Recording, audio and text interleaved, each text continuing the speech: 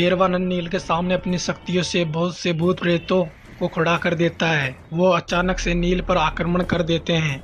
उनकी सभी भी शक्तियाँ अपार हैं और उनका सामना करना भी सरल नहीं है। नील का उन सभी के साथ भयंकर युद्ध शुरू हो जाता है, लेकिन अभी उन भूत प्रेतों का पलड़ा भी ज़्यादा भारी लग रहा है। लेकिन नील भी हिम्मत नहीं हार रहा है। वो निरंतर उन सभी के साथ युद्ध किए जा रहा है। नील की शक्तियाँ भी कमज़ोर पड़ रही है, क्योंकि सभी लगातार उस पर वार किए जा रहे हैं। मयूरी दूर बैठे हुए ये सब देख रही है और अब वो उठकर नील के पास आने लगती है उसकी मदद करने।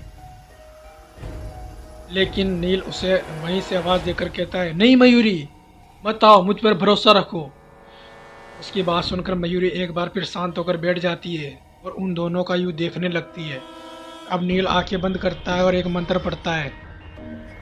उस मंत्र के प्रभाव से वो सब भूत प्रेत तड़पने लगते हैं और इधर उधर दौड़ने लगते हैं। नील अब अपने हाथों में से एक तेज हवा चलाता है। उस हवा के प्रभाव से सभी भूत प्रेत हवा में उड़ने लगते हैं और अंत में गायब हो जाते हैं। अब भैरवानंद और नील एक बार फिर से भयंकर युद्ध शुरू हो जाता है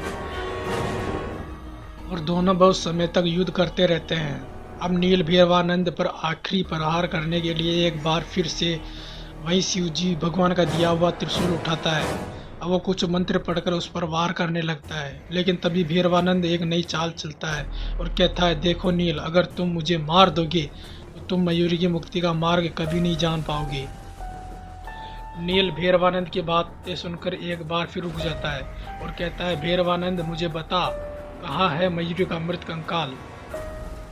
उसके द्वारा किए गए सवाल से भैरवानंद जोर जोर से हंसने लगता है और कहता है, आओ और आकर मुझे मार दो, लेकिन मैं तुम्हें कभी नहीं बताऊंगा कि तुम्हारी प्रेमिका का कंकाल कहाँ है।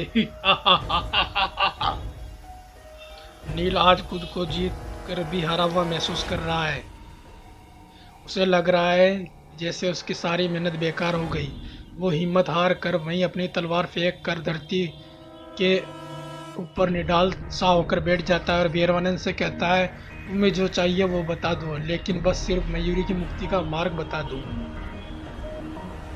आज भैरवानंद हार कर भी स्वयं को जीता हुआ महसूस कर रहा है और जोर जोर से हंसने लगता है और कहता है, ठीक है, तुम्हें मेरी एक बात माननी होगी उसके बदले में। अब नील कहता है, बोलो, तुम्हें क्या चाहिए। भैरवानंद कहता है, मैं जानता हूँ कि तुम्हारी त्रिशूल के सामने मेरी हर काली शक्ति विफल है, इसलिए मैं चाहता हूँ कि तुम मुझे मारने का ख्याल दिल से निकाल कर मुझे जीवन दान दो और यहाँ से हमेशा के लिए चले जाओ। उसके बदले में तुम्हारी मयूरी की मुक्ति का मार्ग बताऊंगा। अब नील सोच में पड़ जाता है और कहता है, ठीक है, मुझे मंजूर है। लेकिन तभी मयूरी वहाँ आती है और कहती है, नील, इतनी बड़ी गलती कभी मत करना, ये राक्षस तुम्हें कभी भी धोखा दे सकता है। अब नील एक बार फिर सोच में पड़ जाता है, फिर कहता है, तुम्हारी मुक्ति से बढ़कर कुछ भी नहीं है मेरे लिए मयूरी। अब नील वो तलवार अपने मंत्रों से गायब कर देता है और कहता है, हे भगवान, इस त्रिशूल को वहीं पहुंचा दीजिए जहां से आई थी। अब त्रिशूल भी वापस वहीं चली जाती है और नील भैरवानंद से कहता है, जो तुम चाहते थे वो कर दिया मैंने, अब मुझे मयूरी की मुक्ति का मार्ग बताओ। लेकिन अब बाजी पलट चुकी है। अब भैरवानंद का पलड़ा भारी हो चुका है। वो अब जोर जोर से हंसने लगता है और कहता है, अगर मयूरी को मुक्त कर दूंगा तो अपनी पत्नी कैसे बनाऊंगा। अब नील भैरवानंद के छल में फंस चुका है और वो एक जीती हुई जंग हार चुका है। अब एक बार फिर से भैरवानंद की जीत हुई और नील की हार हुई।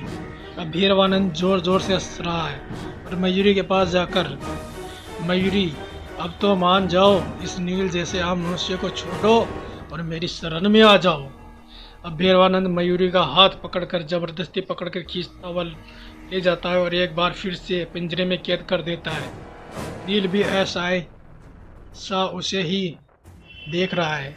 उसे कैद करके भैरवानंद अब नील के पास आता है और अपनी तलवार उठाकर उसके गर्दन पर रख देता है और नील से कहता है, नील, देख, आज तुझे मेरे हाथों से मरना था, तो चल अब तैयार हो जा मरने के लिए। यह कहकर वो अपनी तलवार जो ही नील की गर्दन पर मारने लगता है, तभी एक जोर से बिजली चमकती है और चारों तरफ प्रकाश फैल जाता है। एक बार फिर से वो त्रिशूल नील के हाथों में आ जाता है। उस त्रिशूल का तेज हर तरफ दिखाई दे रहा है। अब नील उस त्रिशूल को हाथ में लेकर कहता है, तुझे क्या लगता है कि मैं सच में ही त्रिशूल मेरे पास नहीं रहा? मैं तो तुझे एक मौका दे रहा था एक पुण्य का काम करने का, लेकिन तू भूल गया कि मेरे पास इस त्रिशूल के साथ दिव्य शक्तियाँ भी है जो मेरी मदद करेगी मयूरी की मुक्ति करवाने में। मैं तो ये चाहता था कि मयूरी को बिना किसी परेशानी आसानी से मुक्ति मिल जाए, लेकिन अगर तुमने वो स्थान नहीं बताया तो कोई बात नहीं। अब चाहे मयूरी को मुक्ति मिले या ना मिले, लेकिन तुम्हारा अंत करना जरूरी है। अब भैरवानंद को एक बार फिर से मौत दिखाई दे रही है।